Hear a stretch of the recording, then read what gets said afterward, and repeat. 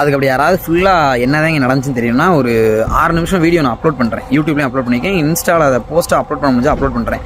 அதில் போய் இந்த பேட் கமெண்ட்ஸ் பண்ணுற டிரைவர் எல்லாரும் பார்த்துக்கங்க ஒரு 6 நிமிஷத்தை ஸ்பெண்ட் பண்ணி.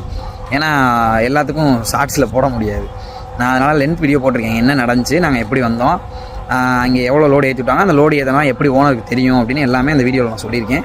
ஸோ அதனால் எல்லாருமே எங்களுக்கு பேட் கமெண்ட்ஸ் போடாதீங்க. அது நாங்கள் வந்தது ஓனருக்கு தெரியாமல் நாங்கள் வந்தால் பரவாயில்ல, நாங்கள் வந்தது ஓனருக்கும் தெரியும். அவர் தான் வரவே சொன்னது, வாங்க பாஸ் பண்ணிக்கலாம் அப்படின்னு. நாங்களும் வந்தோம். லாஸ்ட்டில் பார்த்தா ஃபைன் ஆயிடுச்சு, அவ்வளோதான். ஓனருக்கு தெரியாமல் நாங்கள் பண்ணியிருந்தால் நீங்கள் எங்களை குறை சொல்லலாம். ஓனருக்கும் தெரியும், வர சொன்னது ஓனர் தான், அதனால தான் வந்தோம். நான் அதனால தான் இப்போலாம் நடக்கக்கூடாதுன்னு ஒரு சிரிச்சிட்டு வீடியோ போட்டேன். அது நான் போட்டது வந்து ஒரு ஹெல்பிங் மேலே தான் போட்டேன். மற்ற டிரைவர் யாரும் இந்த மாதிரி வந்து மாட்டிடக்கூடாது அப்படிங்கிறக்காக. ஏன்னா ஓவர்லோடு இருக்குன்னு தெரிஞ்சாலே ஒன்றும் ஓவர் ஏற்றக்கூடாது. ஏன்னா மகாராஷ்டிராலாம் பாஸ் பண்ணவே முடியாது. இப்போ தான் எங்களுக்கு தெரியுது மகாராஷ்டிரா பாஸ் பண்ணவே முடியாது ஓவர் வச்சுட்டு அப்படின்னு. ஏன்னா நிறைய டிரைவர் எனக்கு அட்வைஸ் பண்ணியிருந்தாங்க, தம்பி மகாராஷ்டிரா நானும் மாட்டியிருக்கேன், நானும்